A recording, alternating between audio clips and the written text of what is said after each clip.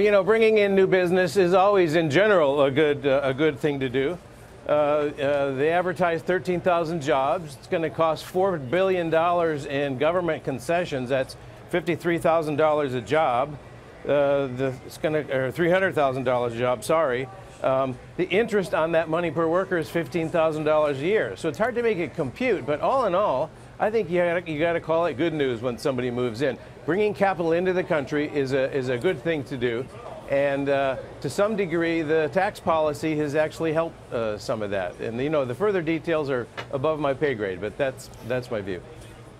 I thought it was interesting, Chris, that the president actually mentioned Harley-Davidson. I believe the headquarters is just 30 miles away on the interstate there in Wisconsin, where he is, where they just announced, of course, they're going to have to move production to deal with the European tariffs.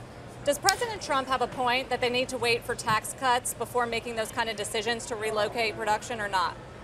Well, look, it is interesting that this, I would agree, this is a positive economic announcement today, but it's seen in the backdrop not only of Harley-Davidson, but more broadly of how tariffs will affect people in Wisconsin. It's the beer industry, it's dairy farmers, it's small manufacturers, it's soybean farmers. I mean, specifically with regard to Harley-Davidson, they understand what the tax law means for them. They're making what would be a rational business decisions based on the inputs of their vehicles as well as the cost of shipping them overseas. And so it is it's a rational business decision, and obviously the president is taking this quite personally given the visit that Harley-Davidson paid to him last year.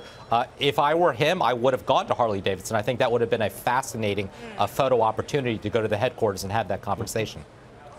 John, when we see and consider this Foxconn deal, it reminds us, I guess, that relations with China are not as bad as they can be. The last sort of 48 hours, the president's also softened some of his tone towards China. Where do you see this ending up ultimately? Well, remember, Foxconn assembles in China, but they're Taiwanese roots. So this is a global story, not just a China-U.S. story. The Harley-Davidson story, you know, narrowly I was talking Foxconn before. The Harley-Davidson story is a disaster. This is a great company, one of the top 10 brands in the world. It's hard to run a global business. The people inside it know a lot more about it than Trump does. He's ignorant about the facts that impinge on their decisions. That said, it's irresponsible for him to single them out and attack them, and it's, I think, probably illegal for him to threaten them with targeted tax increases. But all that said, tax policy that encourages capital to come in is a good thing. It's just, let's quit the gong show and let's stop having these photo ops, and let's actually help the companies make the decisions they have to make to run their lives. Well, I think the administration would agree with you on the last point, and President Trump would say that that's what he's doing. And in fact, he's there to tout the American manufacturing revival and the America First open for business policies. No.